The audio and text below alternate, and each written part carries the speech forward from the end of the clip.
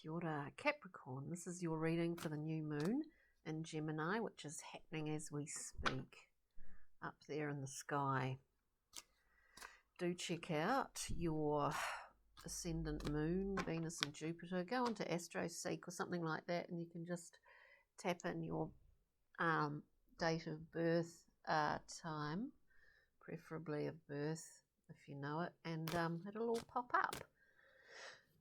It's all very interesting, and thanks for joining me. These are really general readings, intuitive readings, tarot, and so thanks for joining me. Let's see. We've got the beautiful Six of Cups. This is about feeling the threads of connection with others, and we see those in this glorious sea. There's a generosity here, but it's certainly, I would say, not a self-conscious generosity, because it's more of a childlike mind. I mean, I don't mean that I mean that in the sense of, you know, giving freely, because it feels good, you know. Six of Cups, beautiful card. Very, very harmonious card on the tree of life. In that zone of beauty and harmony, we get the Queen of Swords. So Capricorn, maybe, you know, you embody aspects of this Queen, I would imagine, quite well. Discerning, clear, quite precise in terms of the way that how you do what you do. At this moment, we will go through and clarify. Let's just say, we'll get one more card.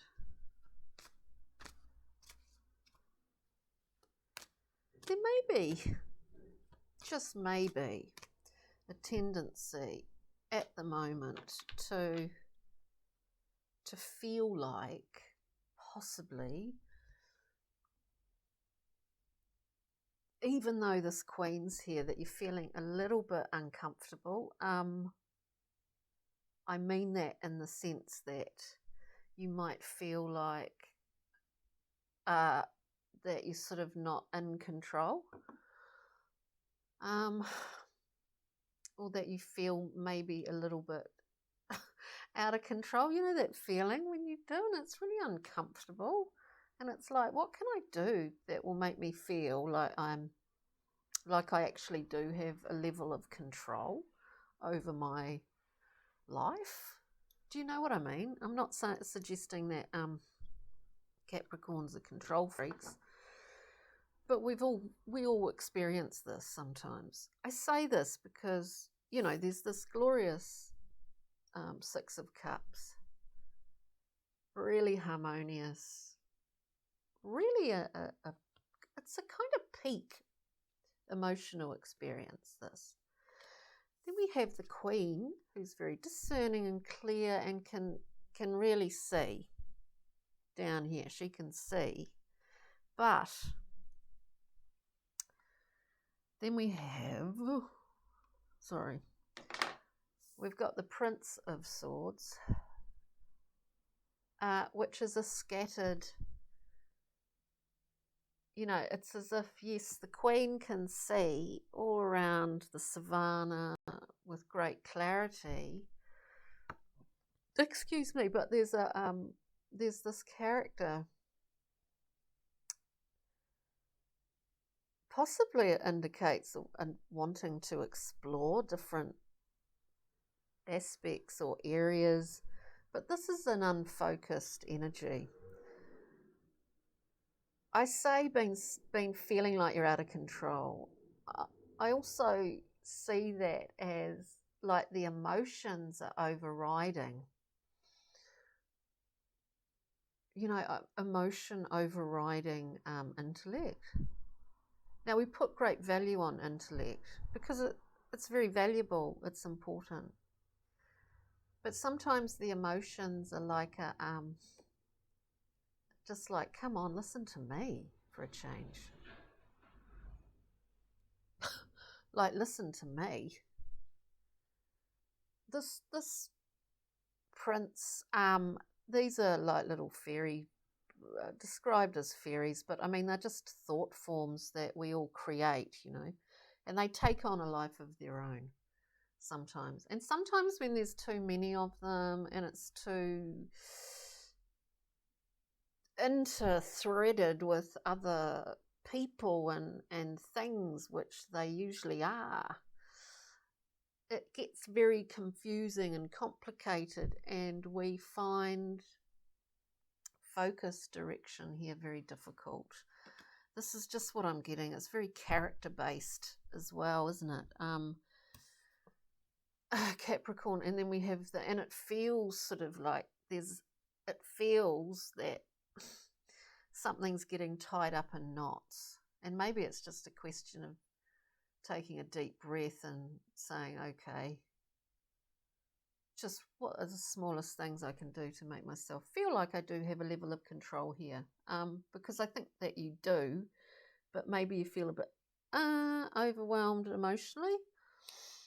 Queen of Cups here, beautiful queen, like osmosis, I suppose you could say. This sort of the waters of emotion just sort of flow in and through, and it's all very tidal. That's all very tidal. Yeah, interesting. Let's clarify. It just seems like there's a little bit of a push me, pull me, or a bit of tug of war between the emotions and the intellect, Capricorn, that's all. Let's look at the Six of Cups.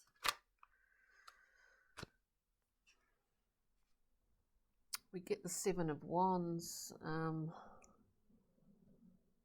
Standing up for your integrity. Is this in terms of relationships or your relationships? Standing up for your own integrity. It's like there's a level of being rattled a bit here. Maybe by someone, or by circumstances or whatever's going on in your life. A little bit rattled. We want to know that we're standing on really firm ground, taking this stance. And whether is the battle, we choose our, don't we? Because we have to choose our battles. There is a battle-y thing here, whereas this is seemingly quite glorious.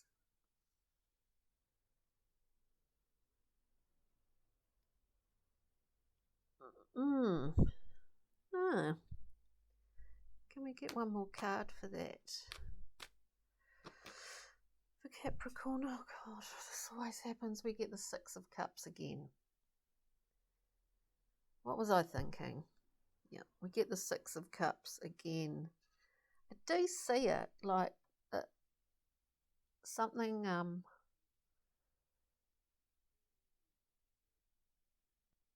It's like on one hand, the Six of Cups is, traditionally the children offering each other flowers. I just get this Capricorn somewhere out there that, on one hand, thinks, yeah, that's really beautiful, this giving just because it feels good. And then the other side, it reminds me of Gemini, actually. And then the other side of it going, oh, what a load of bullshit, It just doesn't work like that in the real world, It's kind of like that.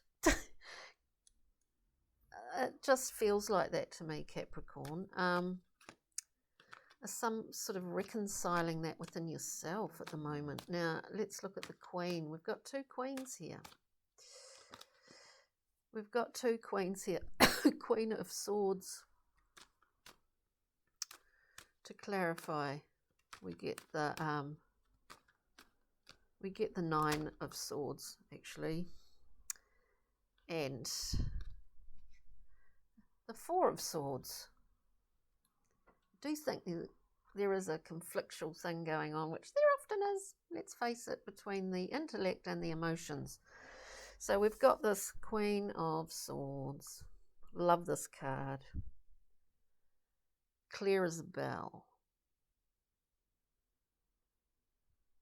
Clear as a bell, or appears to be clear as a bell.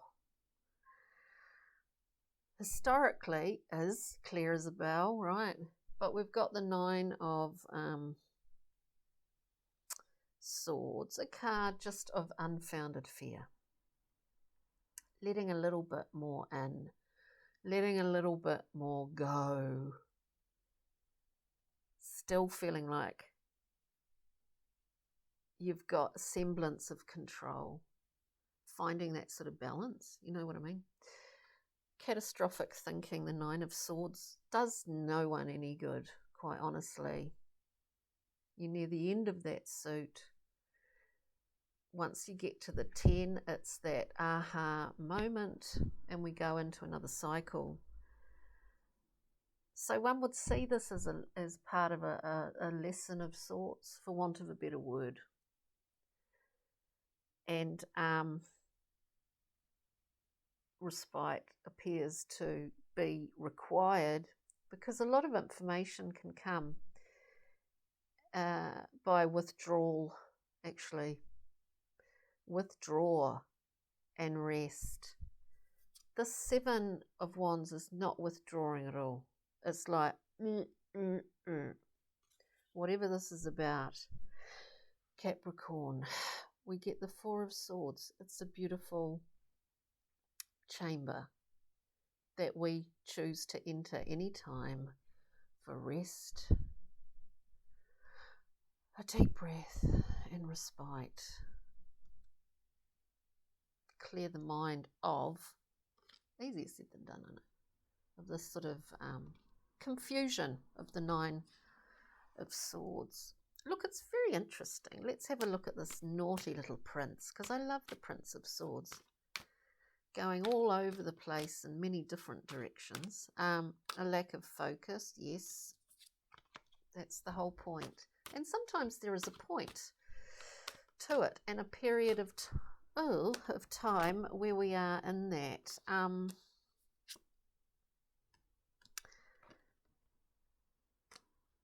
Look, I wonder if there's a sense here,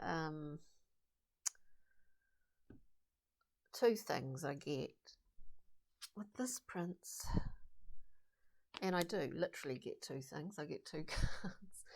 The Ace of Swords, ultimate, and sworddom. Look, we're really working with this.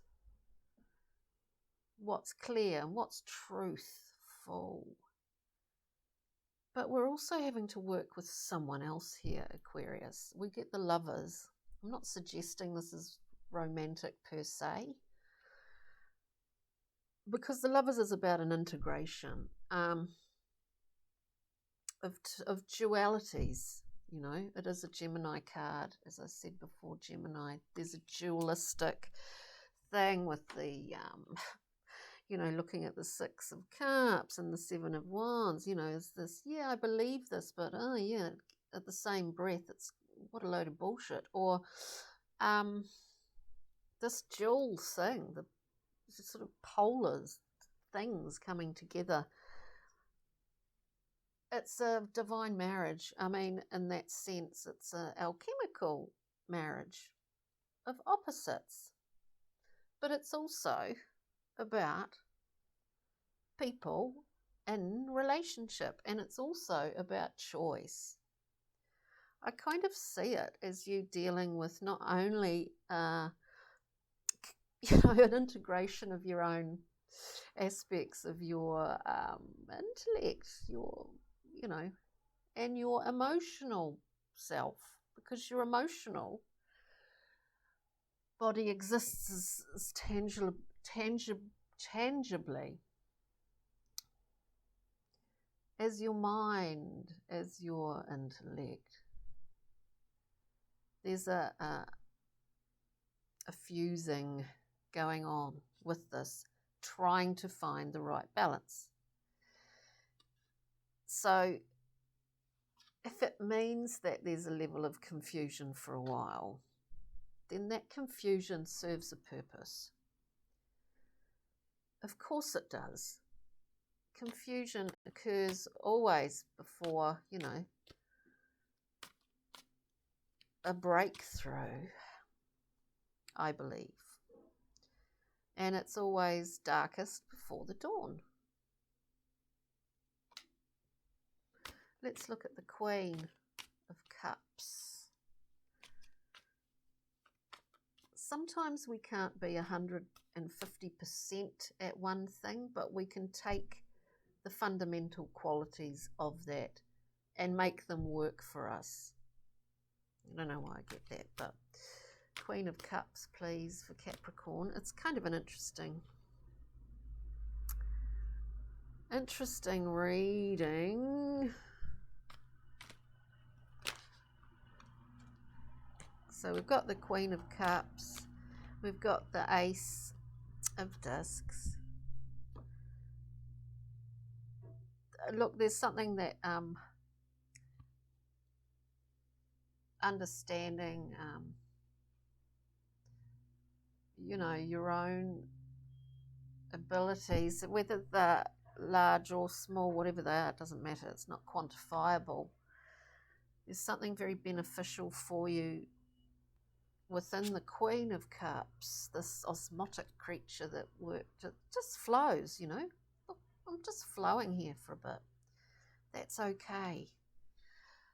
There's a level of abundance within the ability to do this for you at the moment, Capricorn, and at the same time, you can embody this Eight of Cups, which is a kind of removal. The thing that we see, like the thing with the Queen of Cups, is that even though she's like a sort of emotional powerhouse in her own way, she's completely impersonal because you have to be in order to have this free flowing and filling cup. Impersonal. The Eight of Cups. It's not personal. There's an objectivity about this. I think it's really important to just sort of create that sort of space around you at the moment and just remember that and try and just go with the flow. There's a reason for it. There's a purpose to it. And these things don't last forever. Now, Capricorn, let's get a Brian and Pixie Froud. Oops. Pardon me. The Brian Froud Pixie and Fairy card. We've got an interesting... Okay. We've got 4 cards, probably a bit too many. So we get the Hob Job, excuse me, which is like an equivalent of that 9 of Swords. Nightmares, you know, waking up, still dark, you're worrying about stuff that, like catastrophic thinking. The Hob Job. And sometimes we really defend that, you know, is what I get. Anyway, what's next here? You get some clarity. It's getting a bit sort of late in the afternoon. We've got Taitlin the Sylph. We can blow that. Just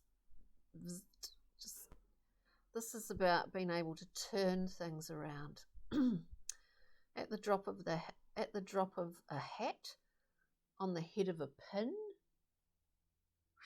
Quick change.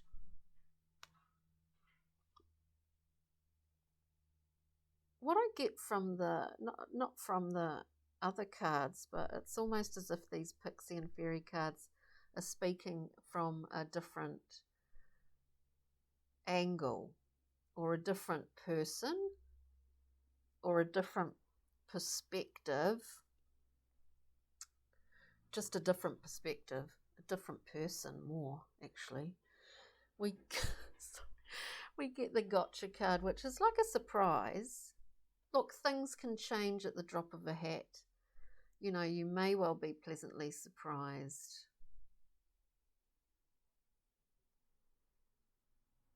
It does feel like there's someone else involved, and it does feel like the feline here, that there is this whole quandary. If this resonates for someone out there, that's great, but it seems quite specific. If this quandary between, you know, the emotional self, the intellect, the rational self, trying to kind of integrate the two, there's someone else involved in this, and there is God, what was I saying, Capricorn?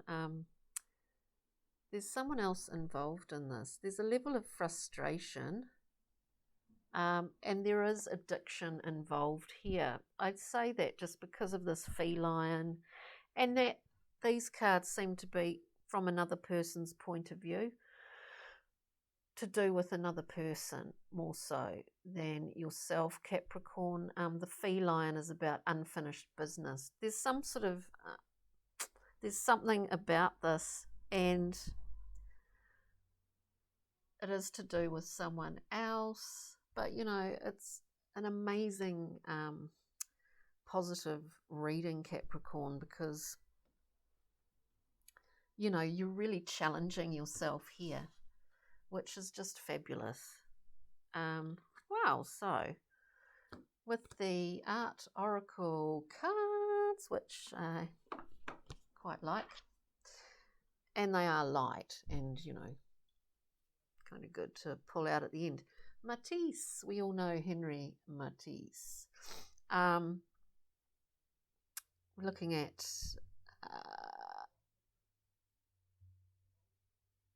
so saying work, art and inspiration. Unleash the beast within, Capricorn. This is what Henry Matisse is saying. Productivity, even in pajamas, who cares? And inspiration, sketch boldly and paint with a big stick. Well, why not? So with that big stick, we'll give this new moon in Gemini a good poke, Capricorn, and hopefully we shall see you next time for the full moon in Sagittarius, which should be quite a blast. And thank you for joining me. The sun's come out here, so that's nice. So ka kite, and take good care. Jerry, bye.